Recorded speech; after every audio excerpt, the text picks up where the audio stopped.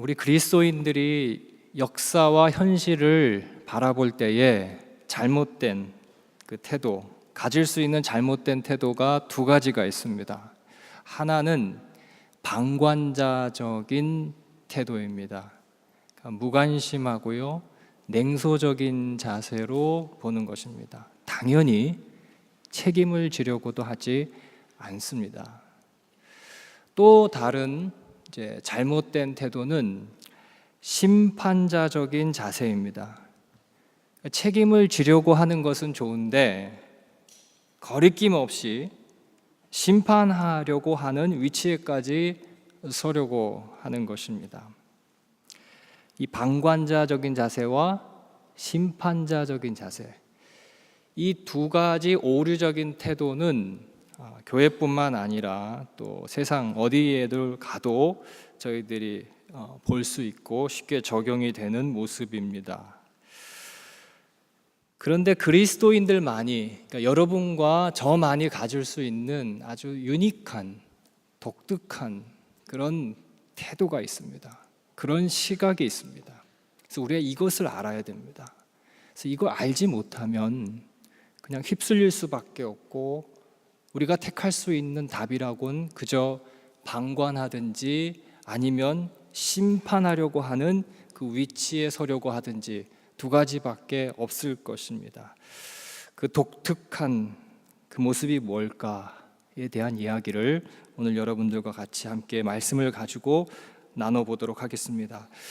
오늘 본문은 간음하다가 붙잡혀 온 여인이 용서를 받는 장면을 저희들에게 보여주고 있습니다. 한 여인이 간음을 하다가 간음 현장에서 현행범으로 붙잡혀서 붙들려 왔습니다.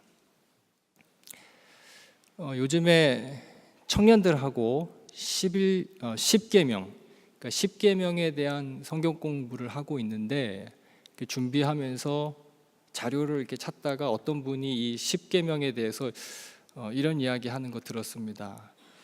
11계명이 있다 하면 그게 뭘까? 11계명.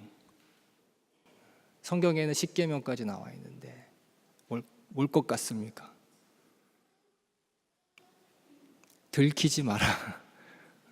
들키지 마라. 예. 어쨌든 이 여자 들켰습니다. 들킨 건지 아니면 함정에 빠진 건지는 좀 지켜봐야 될 것 같습니다. 어쨌든 율법에 따르면 이 여자는 즉결 처형입니다. 그래서 붙잡고 나온 사람들이 예수님께 묻습니다. 이 여자 어떻게 해야 됩니까? 이들의 관심은 이 여자에게 있지 않고 예수님을 궁지에 몰아가기 위해서였습니다. 그래서 여러분들이 잘 아는 것처럼 예수님께서 이런 대답을 하셨죠. 너희 가운데 죄 없는 자가 먼저 돌로 쳐라. 그 말에 양심의 가책을 느껴서 아무도 돌을 들지 못하고 다들 집으로 발걸음을 돌이켰습니다. 예수님조차도 이 여인을 정죄하지 않고 돌려보냈습니다.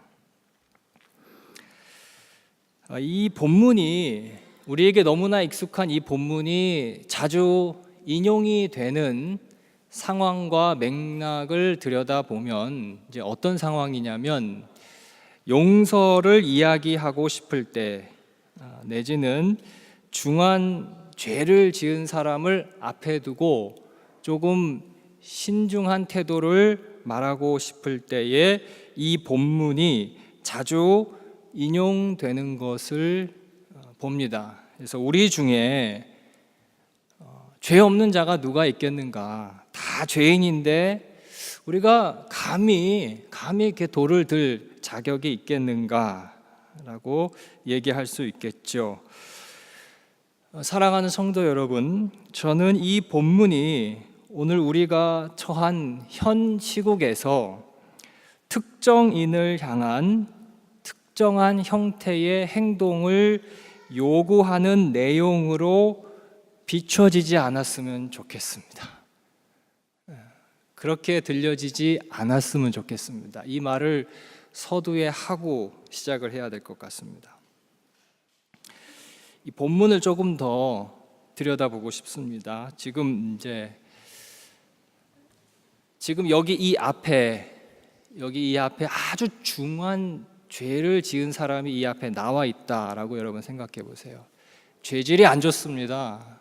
그래서 죄의 목록을 보면 어떠한 이견의 여지가 없습니다. 그래서 이 사람을 앞에 두고 제가 여러분들에게 묻습니다. 죄 없는 자가 먼저 돌로 치십시오. 죄 없는 자가 먼저 돌로 치십시오. 그러면 정말 아무도 돌을 들지 않을까요? 이 자리에서만 여러분 생각해 보십시오. 그러면 정말로 아무도 돌을 들지 않겠습니까?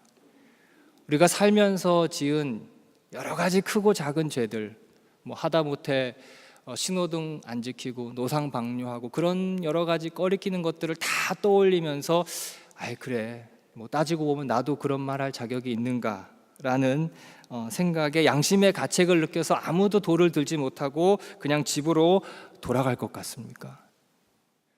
저는 그렇게 보진 않습니다. 여러분들을 평가절하해서 그런 게 아니고 경험상 반드시 돌을 드는 사람이 있을 것입니다. 죄 없는 자라는 그 말에 양심의 가책을 느낄지언정 그래도 돌을 드실 분들이 있을 것입니다. 반드시. 근데 그분들이 어떠한 논리로 돌을 들겠습니까? 내가 살면서 많은 죄를 지었죠. 그거 부인하는 거 아닙니다. 나도 잘못이 있습니다. 근데 나도 잘못이 있지만 저 인간 같은 악랄한 죄를 저는 짓지는 않았습니다. 제가 죄인인 건 맞는데 그래도 저 사람 정도는 아닐 겁니다 라는 생각들을 가질 수 있다는 겁니다. 우리 믿는 자들은 교회에 와서 다 하나같이 기도할 때 죄인이요 용서를 하나님께 구하지만 그런데도 여전히 우리 가운데 어떤 사람은 용서하지 못하고 있습니다. 아니, 안 하고 있습니다. 이건 말로 용서하는 거 아닙니다. 나 용서했어 말로. 그런 의미에서 머물지 않습니다.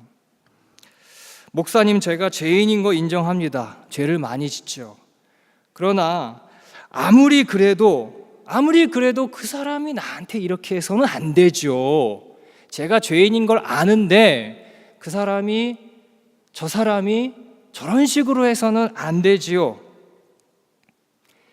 죄 없는 자가 돌로 치라. 우리는 우리의 죄를 고백함에도 불구하고 얼마든지 돌로 칠 수 있는 존재들입니다. 이거부터 여러분 인정하고 시작해야 될 것 같습니다.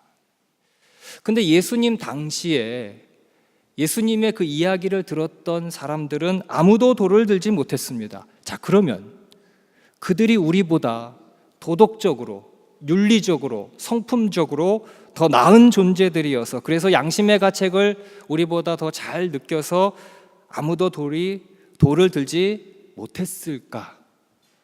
저는 그것도 아니라고 봅니다.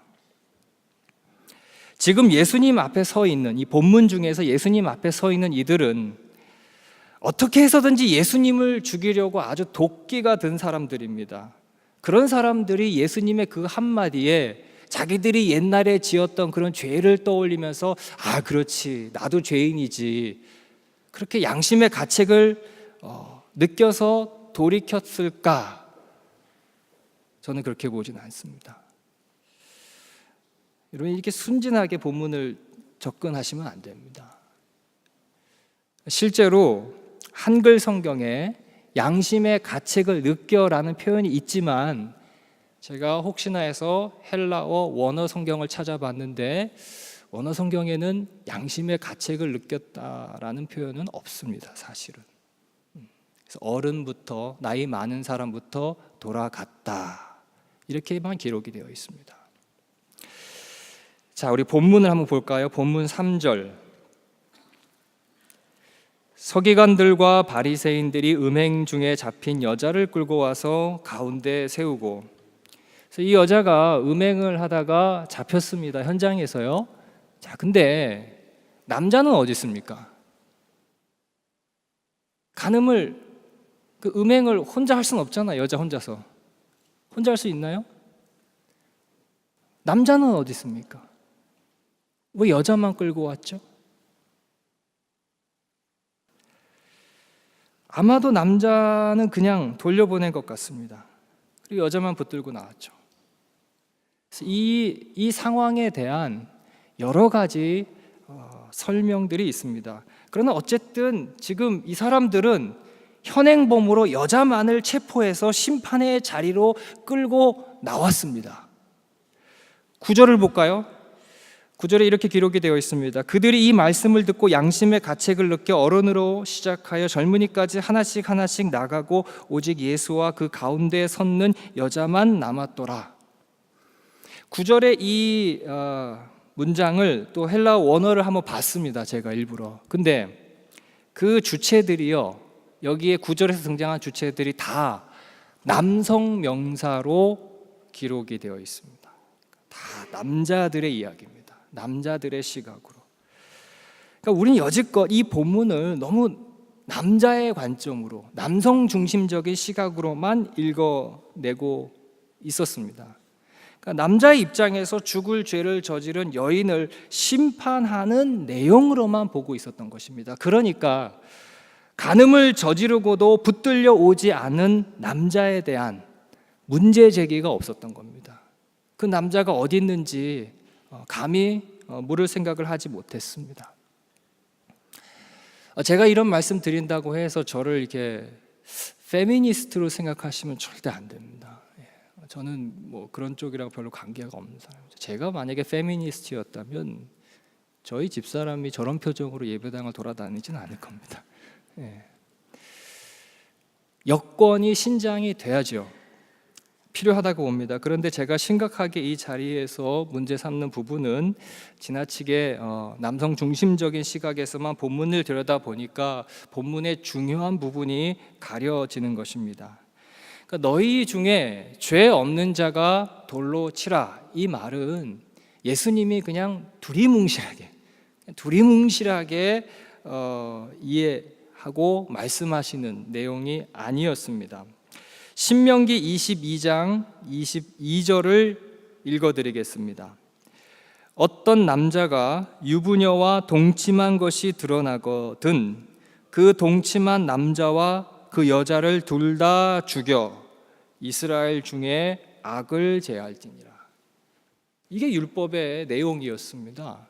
서기관들과 바리새인들이 예수님 앞에 나와서 들이내밀었던 율법에는 남자와 여자를 둘 다 잡아서 둘 다 죽이라고 율법에 분명하게 기록이 되어 있습니다. 그런데 지금 이 사람들은, 서기관과 바리새인들은 예수님을 궁지에 몰아넣으려고만 하는 그 일념하에 여자만을 데리고 나왔습니다.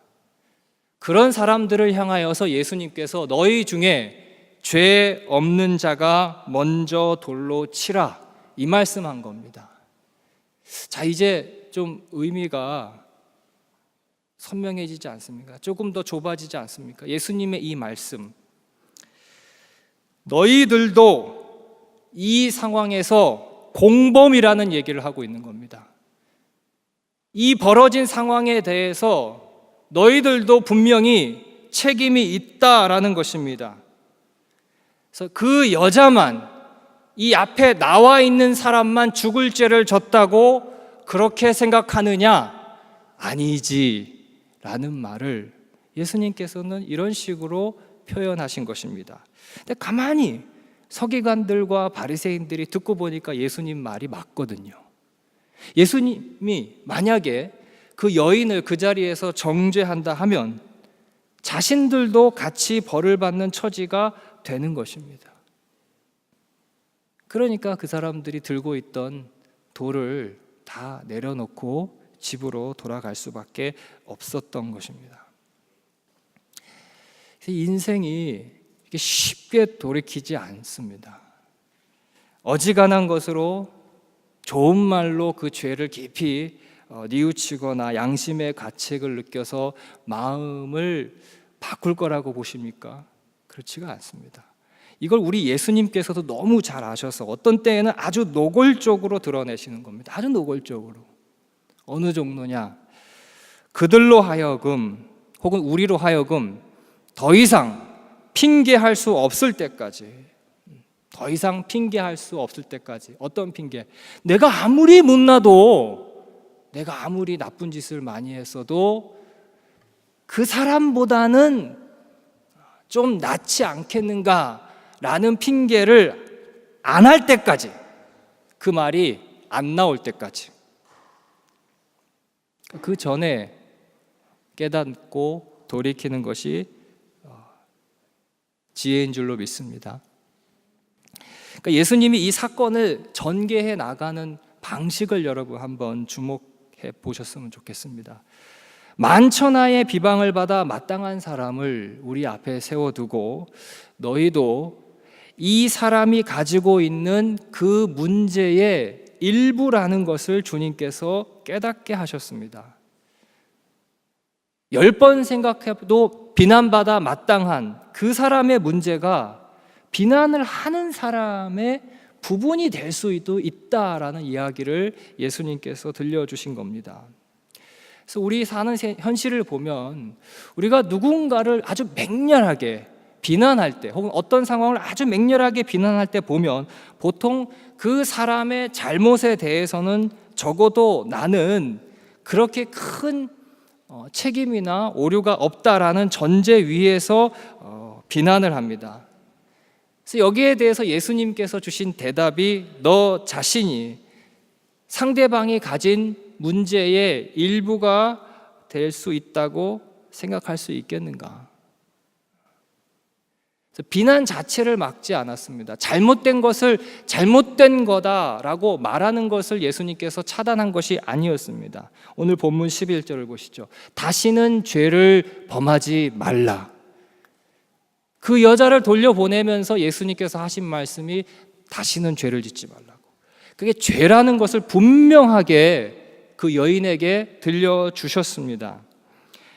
본문 전체를 통해서 주님이 우리에게 보여주시는 의도는 그 여인을 죄인으로 보느냐 용서하느냐라는 것보다는 그 일을 어떠한 심정으로 어떠한 태도로 해야 한다라는 것을 일러주신 것입니다.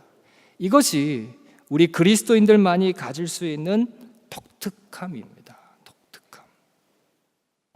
어렵습니까? 적용이 되지 않습니까? 이건 원리적인 것 같습니까? 그냥 원리 원칙 이론적인 것 같습니까? 우리 상황에 적용을 해보면 누가 여러분의 자녀를 옆에서 칭찬한다 해보십시오.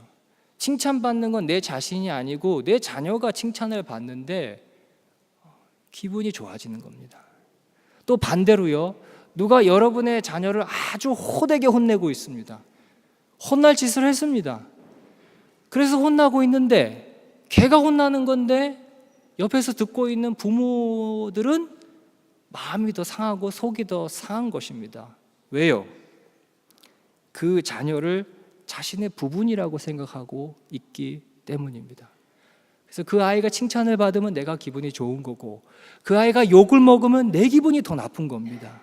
이 원리가 똑같이 적용이 되는 것입니다. 사랑하는 성도 여러분, 나라의 지도자가 탄핵된 현 시국에서 정의를 향한, 공의를 향한 외침들이 여기저기서 흘러넘치고 있습니다. 그러나 우리가 한번 진지하게 질문해야 될 것, 도대체 그 정의라는 게, 성경에서 말하는 공의라는 게 어떠한 것을 내용으로 가지고 있는가? 단지 교회 밖에서도 통용되는 그런 똑같은 의미의 정의를 얘기하는가?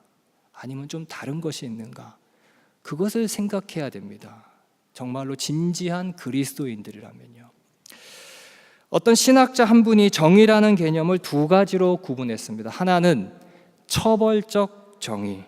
그러니까 이건 말 그대로 잘못을 저지른 사람이 벌을 달게 받아야지, 제대로 혼나야지, 그래야지 그것을 통해서 세상의 정의가, 세상의 공의가 온전히 세워질 수 있다라는 것, 이것이 처벌적 정의입니다. 우리가 만일, 여러분과 제가 만일 예수 그리스도를 모르고 구약의 율법만을 가지고 본다면 우리에게도 이것이 최선의 답일 것입니다. 그러나 우리는 예수 그리스도의 구속의 은혜에 대한 값진 경험을 가지고 있는 사람들입니다. 그래서 정상적인 성도라면 단지 잘못한 사람을 벌 주는 것만으로 공의가 세워질 것이라는 것에 대해서 뭔가 좀 불만족이 있어야 됩니다. 뭔가 아쉬움이 있어야 됩니다.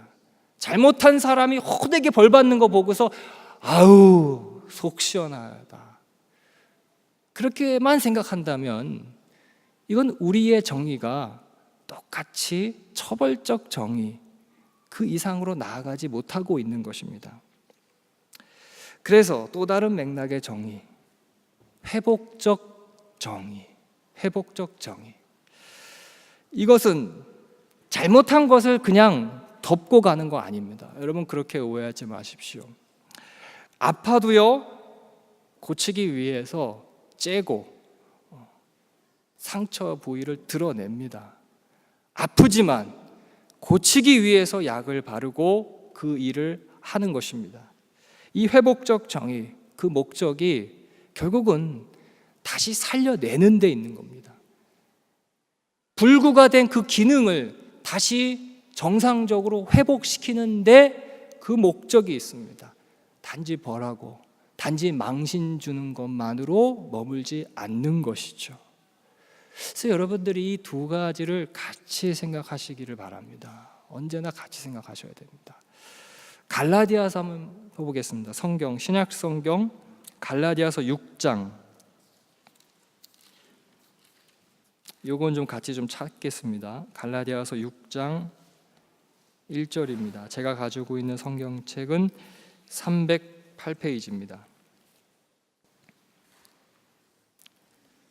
갈라디아서 6장 1절입니다. 같이 한 목소리로 읽겠습니다. 시작.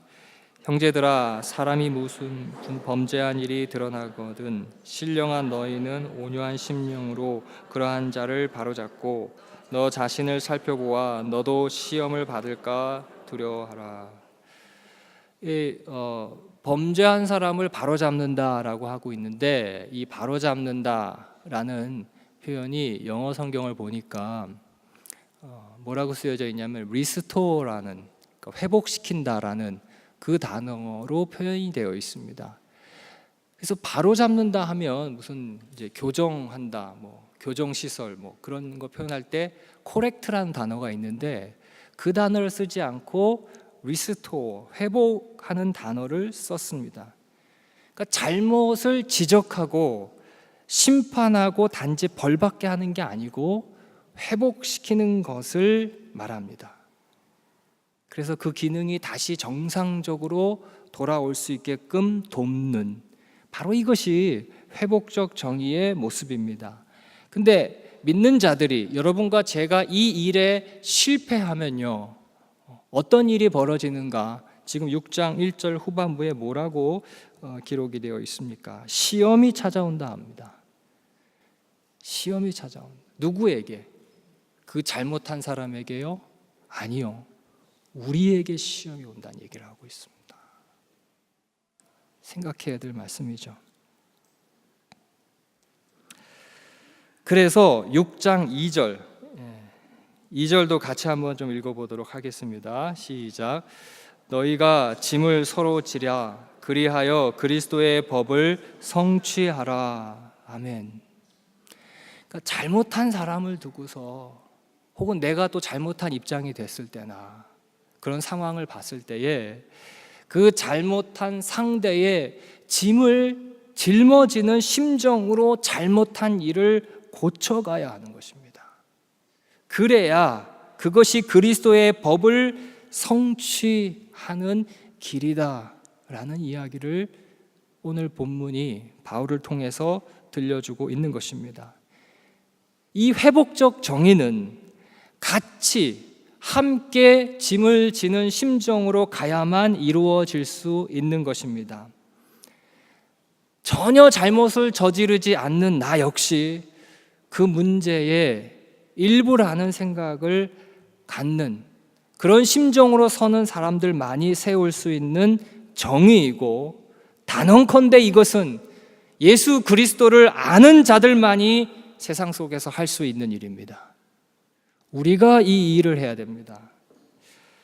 사방이 절망으로 가득 찬 시대에도 하나님의 등불은 결코 꺼지지 않았다라고 말할 수 있는 이유는 하나님께서 이 회복적 정의를 세우기 위해서 지금도 일하고 계시고, 이것을 위해서 그의 자녀들, 믿는 자들을 불러서 세상 한가운데 두시고 지금도 일하고 계시기 때문입니다.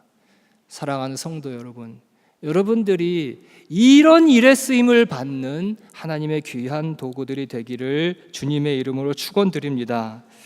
지금 우리의 조국을 먼발치에서 보면 그 내용은 전혀 그렇지 않은데 나라가 마치 상이 한 두 가지 색깔로 나누어져 있는 듯한 모습을 보이고 있어서 매우 안타깝습니다. 이런 현실에서 여러분들이 어떠한 생각을 가지고 어떠한 입장을 취하느냐는 여러분들이 지금 가지고 있는 지성과 상식에 근거해서 각자가 판단하셔야 될 일이라고 봅니다. 얼마든지 여러분들이 판단하실 수 있습니다. 그 일에 교회가 어떤 한 가지 색깔을 취해야 한다고 여러분들께 말하고 싶지는 않습니다. 단지 성경을 가르치고 하나님의 말씀을 증거하는 자로서 여러분들에게 분명히 말씀드릴 수 있는 것은 비난하는 대상, 비난하는 문제의 일부라는 생각을 가지고 가셔야 된다는 겁니다. 여러분들이 어떤 행동을 취하시더라도, 어떤 자세를 가지고 있더라도 여러분 마음속에 그것에 여러분이 부분이라는 생각을 늘 가지고 들어가시기를 바랍니다. 이것은 하늘을 본향을 삼고 사는 자들, 그리스도의 은혜를 깊이 묵상하고 경험한 자들만이 할 수 있습니다. 세상은 못합니다. 왜요? 억울해서요. 억울해서 세상은 이걸 할 엄두를 내지 못합니다. 그러나 예수 그리스도의 피값으로 값없는 죄사함의 은혜를 경험한 우리 믿는 자들은 얼마든지 이 일을 할 수 있는 자들입니다. 로이드 존스 목사님이 하셨던 말 중에 제가 늘 기억하고 다시 곱씹는 말씀이 있습니다. 기독교의 임무는 세상을 개선하는 것이 아니다. 더 좋은 세상, 더 살만한 세상을 만드는 것이 기독교의 임무가 아니라 했습니다. 우리의 임무는 새로운 영역, 새로운 나라, 새로운 인간성을 드러내는 것입니다. 새롭다라는 표현을 썼습니다. C.S. 루이스도 결국은 같은 의미의 이야기를 우리에게 들려주었습니다. 신앙인의 목표는 좋은 사람이 되는 것이 아니라 새 사람이 되는 것이다. 새 사람이 되는 것이다. 이 두 가지 잘 구분하십시오. 그래서 성경이 일러주는 새 사람, 새로운 영역, 새로운 나라, 새로운 인간성, 과연 그것이 무엇으로 특징 지어지는가를 깊이 깨닫고 여러분의 현실 속에서 그 일을 하는 자들이 바로 신자들일 것입니다. 우리 그리스도인들은요, 사회 속에서 꼭 사장이 아니어도, 높은 자리에 있지 아니하여도 단지 우리가 그리스도인이라는 그 이름 때문에 사회에서, 조직에서 우뚝 솟아 있는 존재들입니다. 그래서 우리의 존재가 어떻게 해서든지 감추어질 수가 없습니다.